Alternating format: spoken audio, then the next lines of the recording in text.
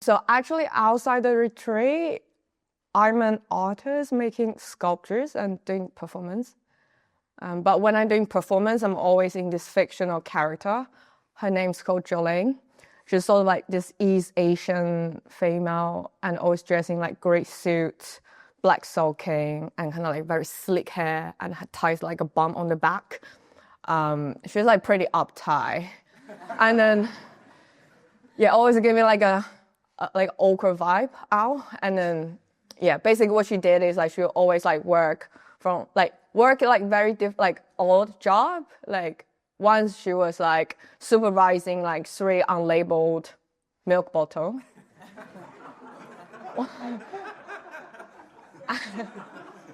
And once she's like head busted on a broken office desk. And sometimes like there's one she's like literally standing on top of like 3 meters tall watchtower. Yeah, that's her job. Yeah, and sometimes she does like go off doing like editorial shoot and interview and stuff. But basically, I just feel like I'm like her manager or the PA or something, like doing her hair, ironing her clothes, and planning her schedule. But basically, what I'm trying to say is, today is different. Today is the first time I'm standing here as myself, as Hongxi, in front of people.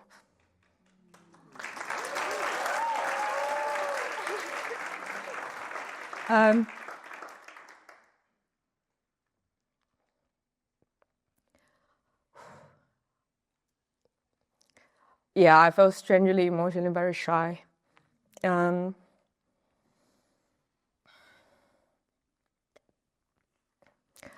But still, I have decided I'm going to share my story with you. And there are 3 chapters in the stories, and I will try my best to talk long enough for 10 minutes.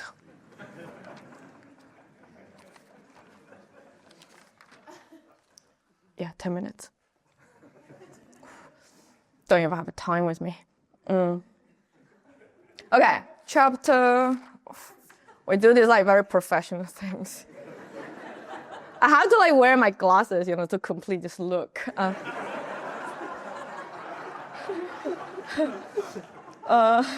Okay. So, oh God, I'm speaking really slow. I'm so surprised. Like it's really slow. Okay. Chapter 1, a kid selling porn. I was born in a seaside town where Buddhism is very present. It is called Xiamen in the south coast of China. We have a beautiful temple called the Nanpu Tuo, which is kind of located in the southern side of a famous mountain called Wulaofeng. And it is also next to the most famous local university. And also my grandparents live there. Basically, the town is very small. But the fun fact is that the physical size of my town is actually slightly bigger than London. But somehow it felt very small to me.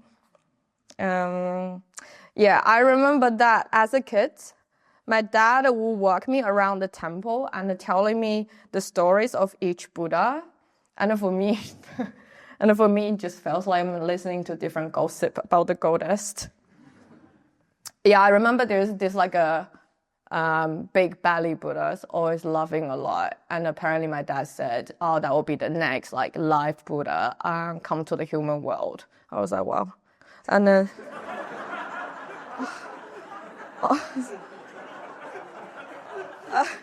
yeah, and then... yeah, and there was always this like 18 dude who was standing in a line and it was all sort of like crazy instrument. And I guess the technical term for them would be like 18 arhat or something. Yeah, so it's always 18 of them. Yeah, also, yeah, I remember this Buddha, my dad was telling me, this guy who made a vow to save all the beings from the hell before he left. Like, he would be the last person to leave the hell. I think that guy's name, technical term would be Kisitaka Hapa? Yeah. I basically, I just remember he was pretty punk for me to have that like wish. And actually, my parents are atheists. They actually lived through the generation of Cultural Revolution. It was quite a destructive period where a lot of temples actually got destroyed, the text was burned, and a lot of monks and nuns was killed. Somehow religions at that time was somehow sort of labeled as a backward way of thinking. But the beautiful temple I mentioned previously was survived. I think during that time, the temple's religious function was temporarily removed, and so it quietly survived. And also, I kind of believe the local people quietly protecting it as well. So even though my grandparents are atheists, but in my childhood upbringing, there's always a shrine at home. Basically the popular goddess in our like domestic shrine will be this like kind of like female figure. She always wear like a white dress and have like a white gown on her hair, and holding a vase and blessing people with some water. The shrine pretty much feels like a piece of furniture that just blend into the everyday life in a house. I remember my grandparents always put like notes or coins in the shrine, and that's where I get my extra pocket money from.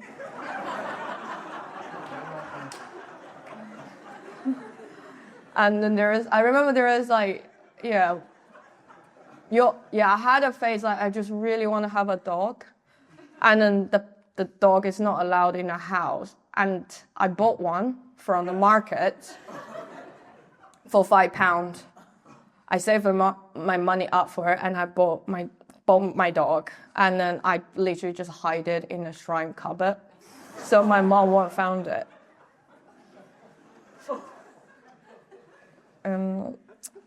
Plus, my mom's older brother is a shaman. So basically, my mom's side has a family god. It's called Chifu. And my uncle is kind of like the translator for the god. So the god, the Chifu was kind of like popular in the neighborhood. The people will come to ask him some questions. So basically, the shrine in their house is even more dramatic. So the shrine is bigger than their actual living room. And there's always like a feast like offered in the shrine. There's like layers of flowers and different snacks, and the people offer like money as well. And the people love to bring like a big box of instant noodle as well to put on the shrine.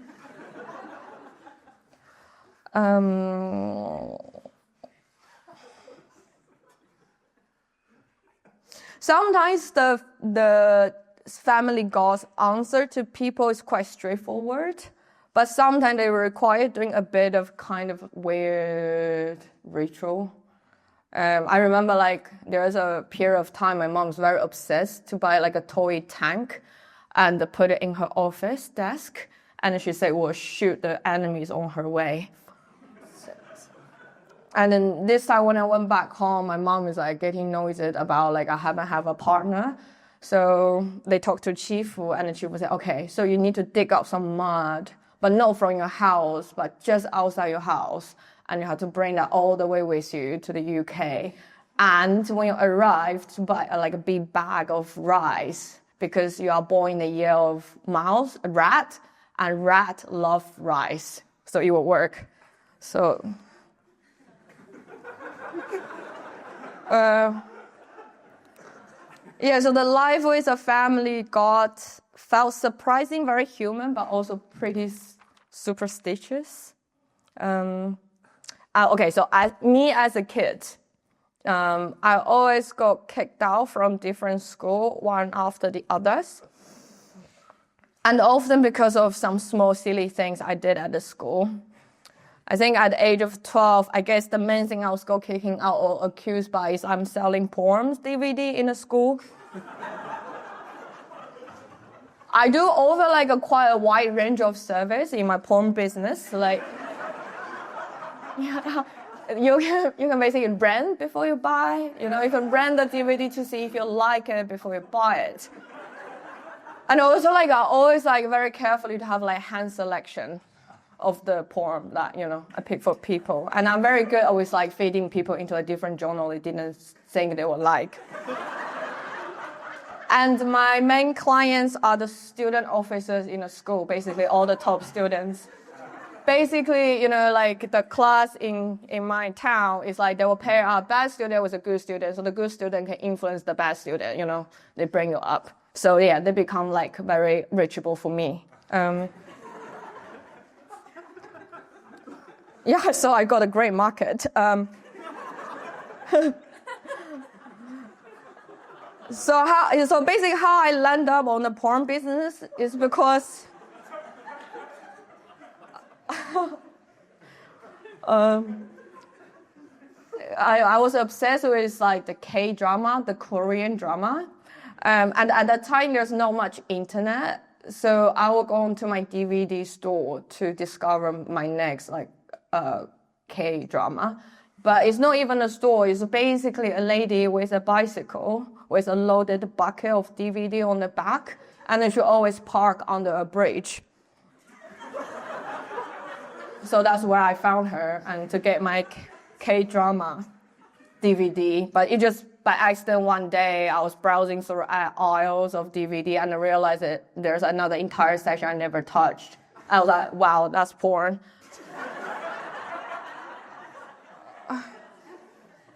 I think before my porn business truly take off, someone snitched on me. And apparently the school teacher wasn't very aligned with my vision of things, so I got kicked out. I was always being told to leave the class and standing outside the classroom. I remember there was once the math teacher was using this oversized triangle ruler, pointed at my forehead and questioning me, "Where are you from? Are you from America?" And I was like, I'm not even been to America. Even now, I haven't been to America. But now, I thinking back, I wasn't a kid trying to be rebellion against the school or being bad. I just felt my personality was being sanitized. And I wasn't allowed just to be me and be told that I'm not belong to here. So basically, I end up in a private boarding school. So basically in my town at that time, the state school are the elite school and the private school isn't. But the parents just have to pay 10 times more tuitions for it and just to somehow keep me in some form of a schooling because they think it will be too early for me to drop out of the school. But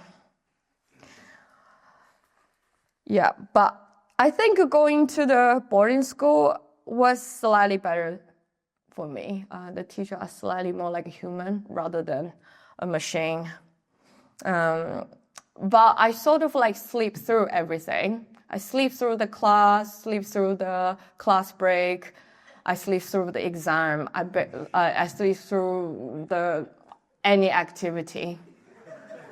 Basically, my attitude was no engaged, no trouble.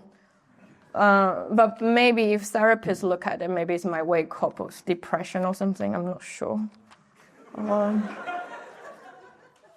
Okay, so chapter 2.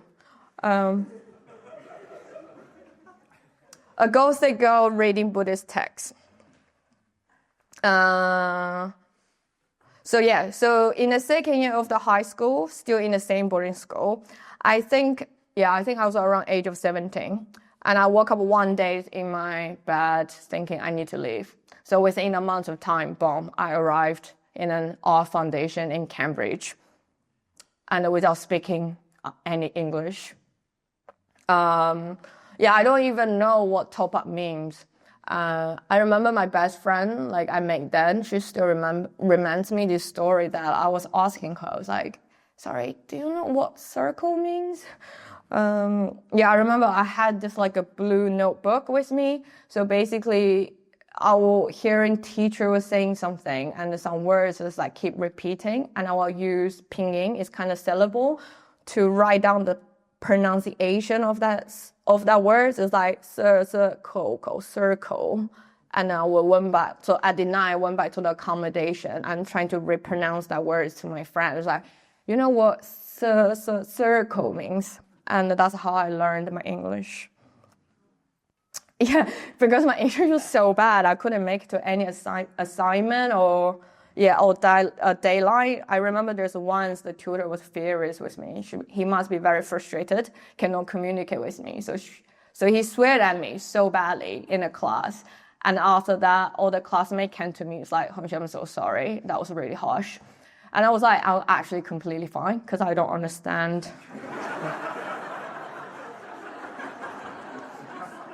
But I started to feel a sense of freedom because I can eat in a class, no one told me off, and I can just do all my silly stuff, and it things has its value and being acceptable. And I remember I was like peeling away a cabbage and line up the color from the light to dark, and the tutor was giving me A+.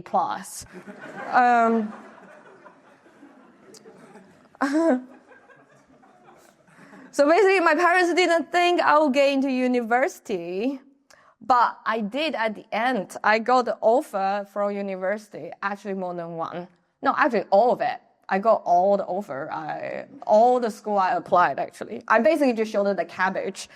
I didn't really like it. I was like, okay.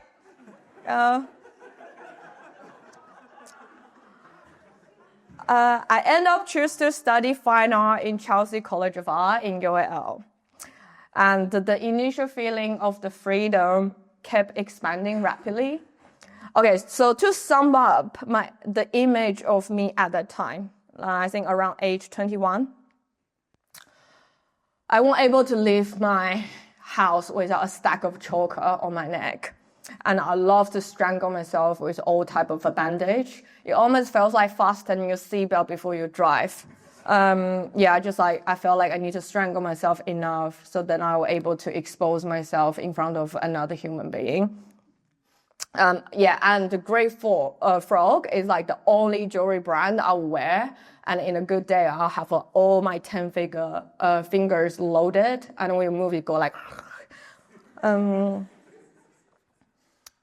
Also, there's a lot of self-harm scars, and you sort of like hide it under like ripped clothes. It's kind of hide it, but you can still see it.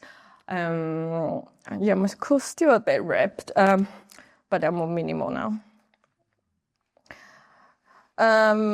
Basically, I think I take off all the box of the aesthetic of being a goth, but I never went to a church on Sunday. And I was wearing all kind of like punk band t-shirt, but I was still listening to Chinese pop.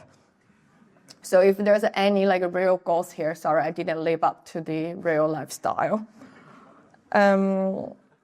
Those self-harm scars is pretty performative, but I think the feeling of melancholic was very real.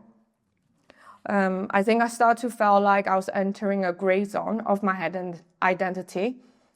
Felt like my roots in China has been lifted up from the soil, but I felt like a plant in a foreign land without the root.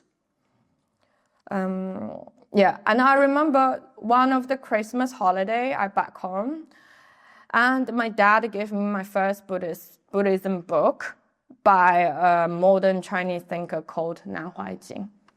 I think he's quite famous. The book was called 如何修正佛法. I think in translation is on correcting the understanding of the Dharma. So I couldn't really understand what that book was saying, but I did feel like the book felt like some original sci-fi, science fiction to me. It talks about like different round of the world. Each goddess has different time they will stay in each round. Some goddess can stay there forever. Some goddess need to come back. After a certain time, they need to come back to the human realm to practice. All the mystical things they've been talking about. Oh, actually, yes, I would like to talk a bit about my dad, because he gave me the book. My dad also, like me, dropped out of school very early on. And he's a self-made businessman. He has this incredible friendship. Every time I went back home, I will hang out with his gang. We basically eat and live and drink together. I remember last year, he went visit me with his best friend, and we went for a road trip in Europe. And I've been just taking so much photo of them being together, and all my friends thought they were like a gay couple. And then my dad just has this like incredible memory. Like he can, like every book he read, he will remember the date, the location, the name, everything, like from the history. He's just like a scanning machine.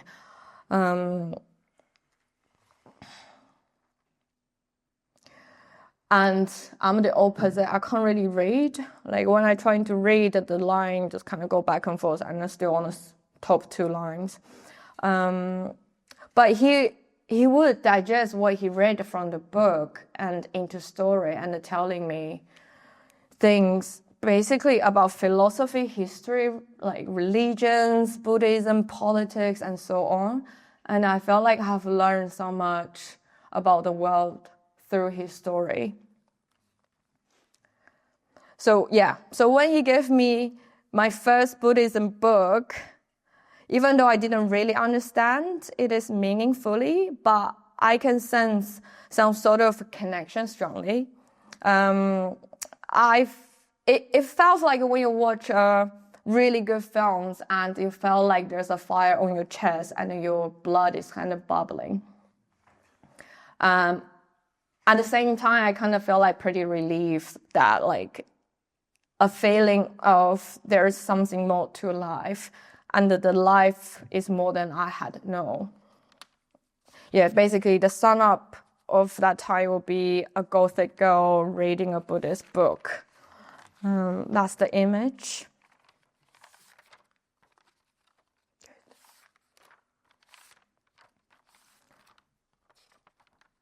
Oh, cool. Okay, chapter 3.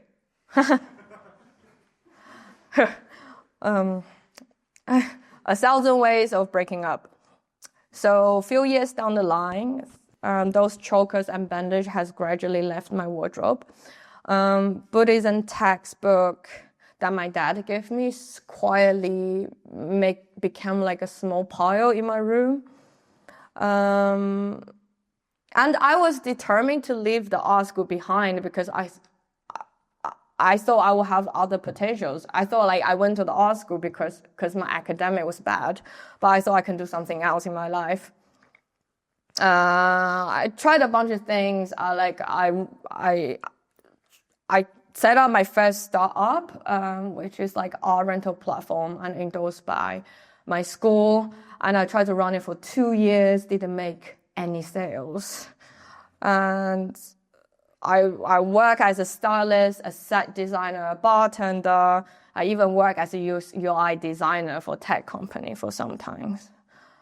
Just random things. But it all felt like a fish on the sand or on the beach. And following with a breakup with my boyfriend at the time, who I met at last year of uni. So he was like a quarter of Jewish, half of Australian, and a bit of a German, because Major about to say you guys might be interested to know. But basically he's a British. And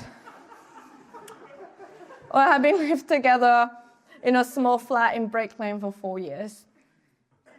I saw he take his last few belongings out of the flat in a grey winter day, which marks the end of our relationship. I was left alone in the flat, not knowing what I wanted to do with my life. And I thought I had someone waiting for me at the airport, pick me up after 13 hours flight. I thought I found a close friend circle, but it turned out they were just his. I was just a girlfriend passing through. And I thought I finally had a family in these foreign places, a family that I can go back to in the Christmas. But all that has gone when he left the house. But I was very close to his family. So his mom, named Ali, she called me and she was worried about me. And she mentioned to me that when she was pregnant, about 25 years ago, she went to LBC. And she said, you might can go there and the center might still be there. And the idea was very odd to me, to imagine like a bunch of white people talking about Buddhism.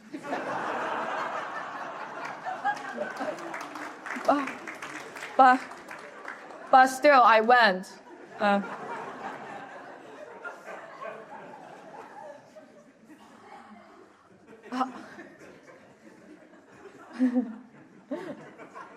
I remember it was a Dharma night, and I fell asleep straight away. No, because I really like those stories. It felt like a bedtime story to me. It really reminds me of the story my dad was used to telling me back in the temple. Yeah, strangely, like with a room full of strangers, and in a very uncanny fire station buildings, I felt strongly at home, maybe because those stories. Oh yeah, and I remember I was sitting next to a teacher Abandu in the tea break, and you didn't talk to me, I didn't talk to you. And we were just in silence in a very busy tea break. And I thought, oh, it was great.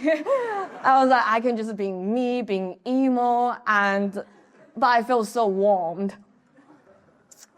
And yeah, of course, I got sold by the sales pitch during the tea break about the winter retreat. So here was my first ever retreat 3 years ago, here in Adistana. And Maitreya Bandhu, David Maitra, Yashadeva, they were all here doing exactly the same thing they've been doing for this retreat. It feels like a permanent collection in Adistana. And I remember those 10 days were like going through the rain and storm and southern rainbow, and you're going to rain and storm again. And I was asking Yashadeva if a couple of days ago before the talk, I was like, if he has any memories or insight about our group. Oh yeah, because I was in the group with you. And he just said, I remember you were so alive. I thought you would give me more details, to be honest. Like we want a story. Yeah. After the retreat, I think together the strength to rebuild my life again, or actually enter the next chapter of my life. And since then, each retreat, it felt like a container and a mirror. Witnessed different turning point of my life. And those experiences felt like slowly integrating different part of me. And I felt this is my true growing identity. Thank you.